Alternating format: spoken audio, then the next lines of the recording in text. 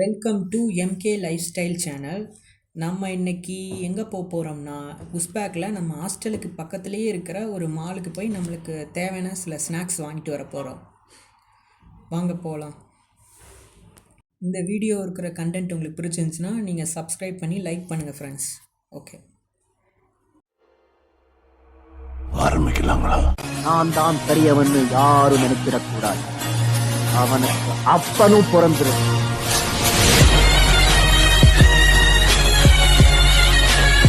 இப்போ நம்ம மால்குள்ளே வந்துட்டோம். இப்போ நம்மளுக்கு தேவையான ஸ்நாக்ஸ் கார்னர் எங்கே இருக்குன்னு போய் செக் பண்ணி நம்மளுக்கு தேவையான ஸ்நாக்ஸை வாங்குவோம்.